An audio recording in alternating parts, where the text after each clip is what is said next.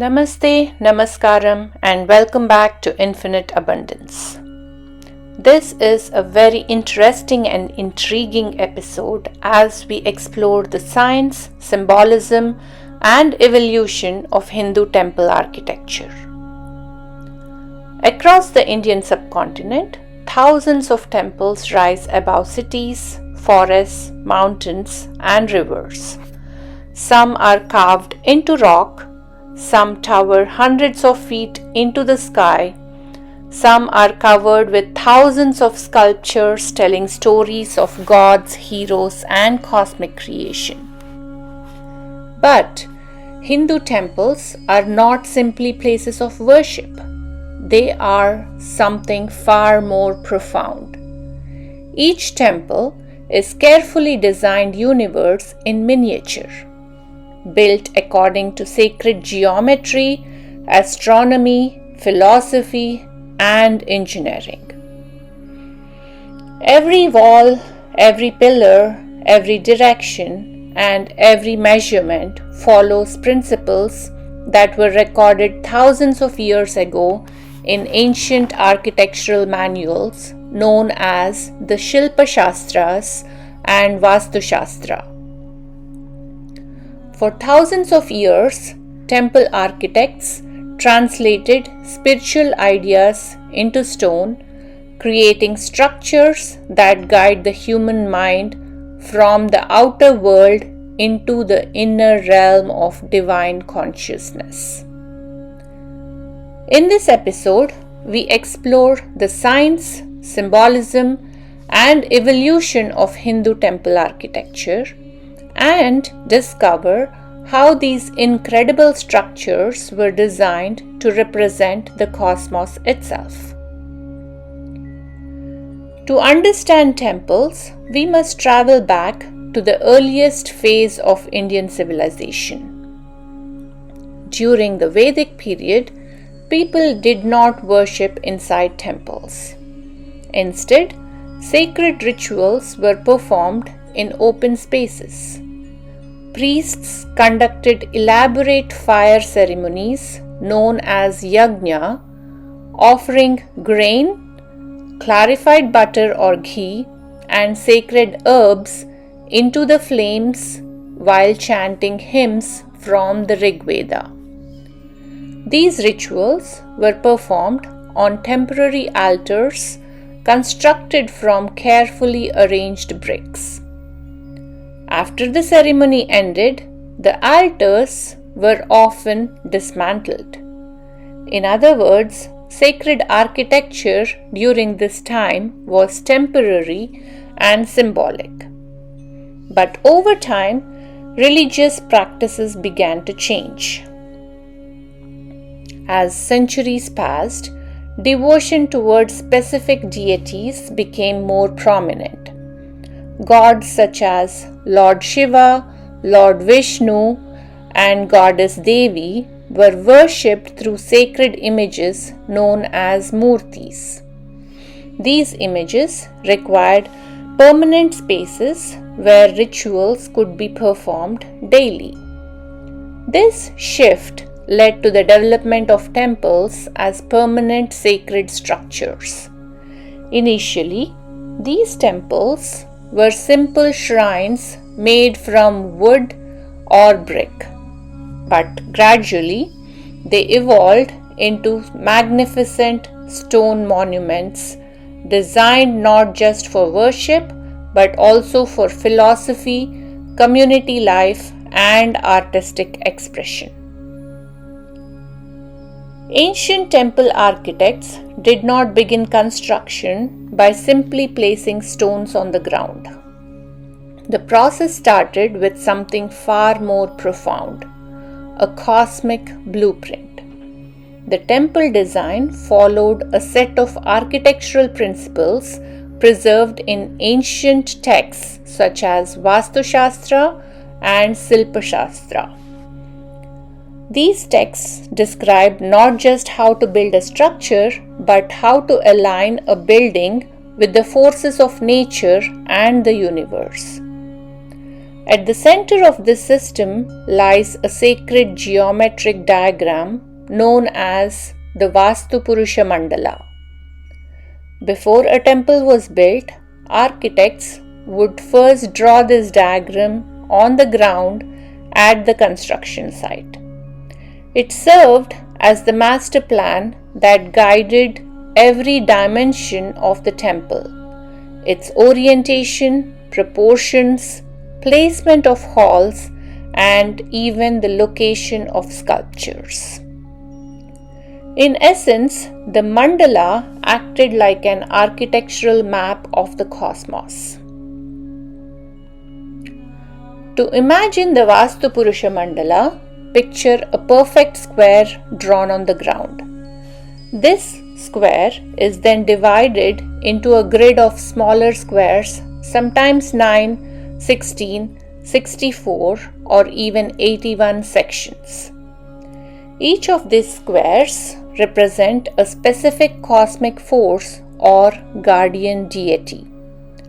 Together, they form a symbolic map of the universe. According to ancient tradition, the grid represents a cosmic being known as the Vastu Purusha. Mythology describes the Vastu Purusha as a primordial being who once covered the entire universe. The gods pinned him down to the earth and his body became the foundation of sacred architecture. In temple diagrams, the head of the Vastu Purusha usually faces the northeast, while his feet extend towards the southwest. Different parts of his body correspond to different divine energies. This means that every part of the temple site has a specific spiritual significance. But the most important location lies at the exact center of the grid. This central square is known as the Brahmasthana, the space associated with the creative energy of the universe. Because it represents the point where cosmic forces converge, this central zone is reserved for the most sacred space in the entire temple. This is where architects place the Garbhagriha, the sanctum that houses the deity. From this central point, the temple grows outwards in perfect symmetry. Halls, corridors, towers, and gateways are all arranged according to the geometric grid of the mandala. As the temple expands from the center, each architectural layer represents a different level of spiritual experience. The outer areas are open, bright, and full of movement, representing the everyday world. But as one walks deeper into the temple, the spaces gradually become smaller, darker, and quieter. Until finally, at the center, the devotee reaches the sanctum, a small, silent chamber where the divine presence resides. Through this geometric design, the temple becomes something extraordinary. It is no longer just a building. It becomes a three-dimensional representation of the universe, a sacred structure where architecture, mathematics, mythology, and spirituality all come together. Despite regional differences, most Hindu temples share a common structure. At the heart of the temple lies the Garbhagriha, which literally means the womb chamber. This small, dark room houses the main deity. It symbolizes the source of creation, the cosmic origin from which all existence emerges. Unlike the elaborate halls surrounding it, the sanctum is intentionally simple and quiet. The devotee's journey into this space represents a movement inward, from the distraction of the outer world towards spiritual stillness. Connected to the sanctum is the Mandapa, a pillared hall where devotees gather for prayers, rituals, music, and spiritual discussions. Larger temples may have several mandapas, each serving a different ceremonial purpose. Above the sanctum rises the temple tower.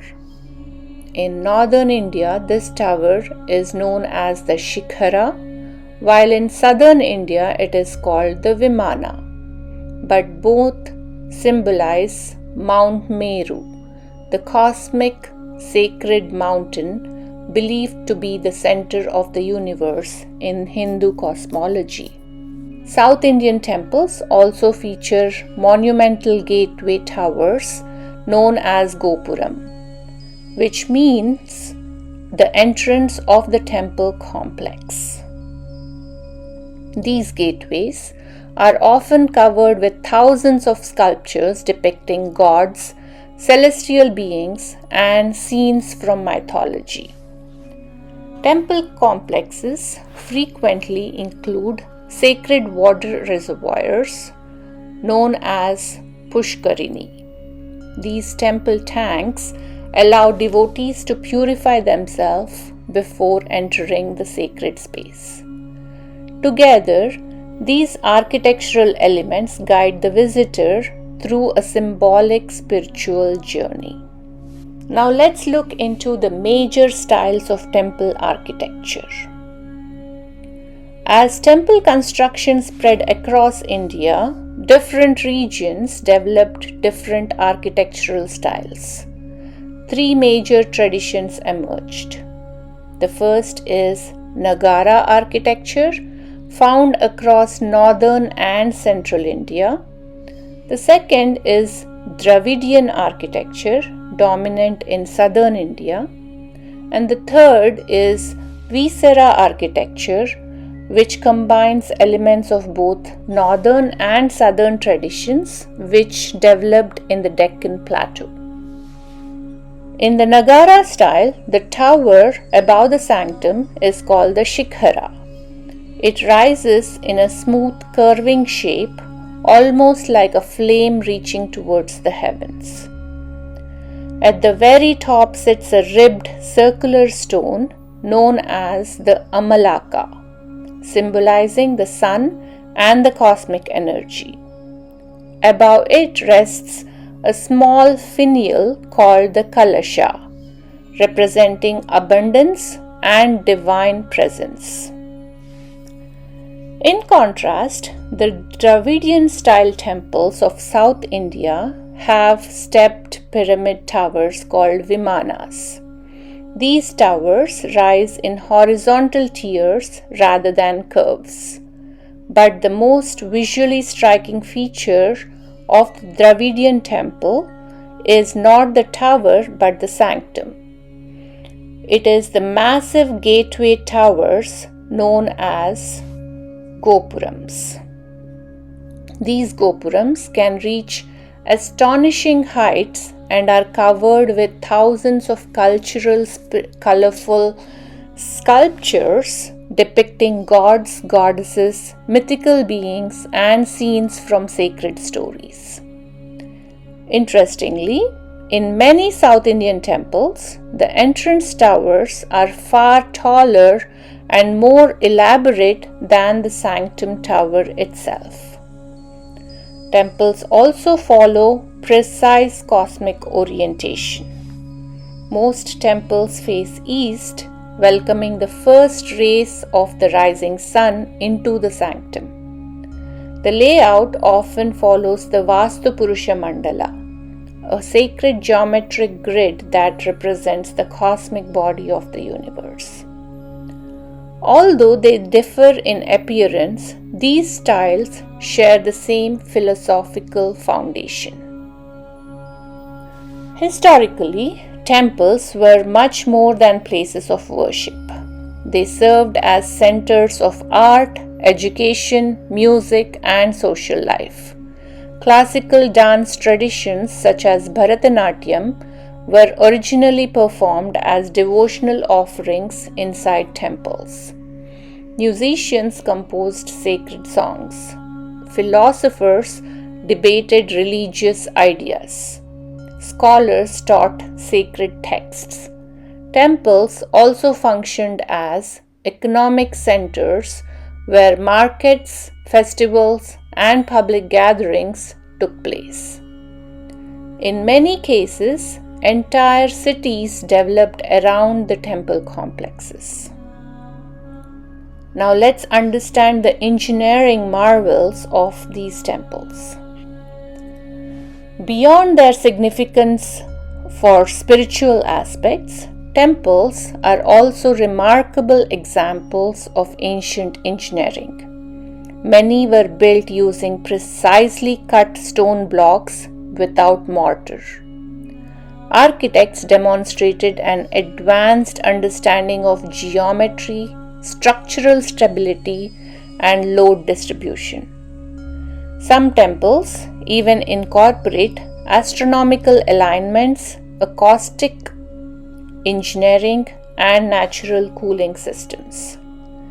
These ancient achievements reveal that temple builders were not only artisans, but they were also mathematicians, astronomers, and engineers. To truly appreciate the diversity and brilliance of Hindu temple architecture, we can look at 4 extraordinary temples. Each one represents a different region, style, and architectural innovation. The Kedarnath Temple. High in the Himalayas stands the ancient Kedarnath Temple.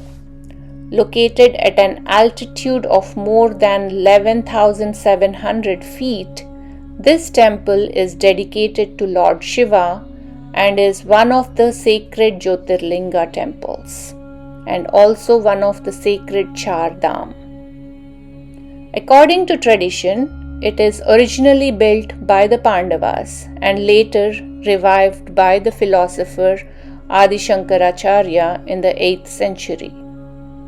What makes Kedarnath architecturally remarkable is not just its spiritual significance, but its engineering resilience. The temple is constructed using massive interlocking stone slabs without mortar, each weighing several tons. The temple stands on a large stone platform to protect it from snow and floods. Its architectural style resembles the Nagara tradition, with a tall stone tower above the sanctum. But the design is far simpler and more austere compared to the ornate plains temples. This simplicity reflects the harsh environments of the Himalayas. The walls are thick, the structure is compact, and the decoration is minimal. Perhaps the most astonishing proof of its durability came during the 2013 Himalayan floods. A massive boulder rolled down the mountain and stopped just behind the temple, diverting the flood waters and protecting the structure from destruction. Even today, this boulder is revered by pilgrims as the divine protector. The temple's architecture reminds us that sacred design is not only about beauty, it is also about endurance, harmony with nature, and spiritual resilience. Now let's look into the Meenakshi Amman temple. In the ancient city of Madurai stands the magnificent Meenakshi temple, dedicated to goddess Meenakshi and her consort Sundareshwar. The temple complex spans nearly 45 acres, also called the City of Towers. This temple complex is one of the finest examples of Dravidian temple architecture. Unlike the northern India temples, that emphasize the sanctum tower, the most striking feature here is the 14 enormous Gopurams that rise above the temple walls. These gateway towers are covered in thousands of brightly colored sculptures. Gods, goddesses, guardians, celestial dancers, mythical creatures, and epic scenes from Hindu mythology fill every inch of these towers. The current structure was expanded during the rule of the Nayak dynasty in the 16th and 17th centuries. Within the temple are multiple halls, shrines, water tanks, and corridors. One of the most famous spaces is the Hall of Thousand Pillars. Despite its name, it contains 985 intricately carved columns, each with unique sculptures. Some pillars even produce musical notes when struck. At the center of the temple lies a sacred water tank called the Golden Lotus Tank, where pilgrims traditionally purify themselves before worship. The temple is dedicated to Meenakshi, a form of Parvati, and her consort Sundareshwar, a form of Lord Shiva. Here, architecture, mythology, and daily life merge seamlessly. Unlike the solitary mountaintop temple of Kedarnath, Meenakshi temple is vibrant, bustling, and alive with festivals, music, and rituals.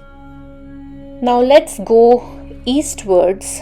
On the eastern coast of India stands the remarkable Konark Sun Temple. Built in the 13th century by Narasimhadeva I, this temple was dedicated to the sun god Surya. The entire structure was designed as a giant stone chariot dedicated to the sun god. The entire temple complex resembles Surya's celestial chariot. It features 24 intricately carved massive stone wheels, each over 9 feet in diameter.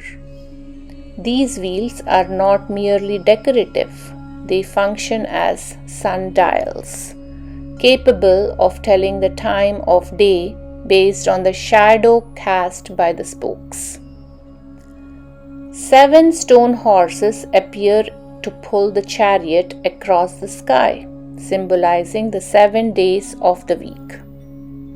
The temple was oriented so that the first rays of the sunrise once illuminated the sanctum, reflecting the deep astronomical knowledge of its architects. The walls are covered with intricate carvings depicting daily life, celestial beings, animals, and mythological stories. Today, much of the temple lies in ruins, yet its grandeur still inspires awe. Konark Temple represents the fusion of architecture, astronomy, symbolism, and engineering on a monumental scale. Today, the temple is recognized as a UNESCO World Heritage Site. Another masterpiece of Indian architecture stands in Tanjavur, the Brihadishwara Temple. Built in the 11th century by the Chola Emperor Rajaraja Chola I. This temple represents the peak of Chola engineering and artistry with Dravidian architecture.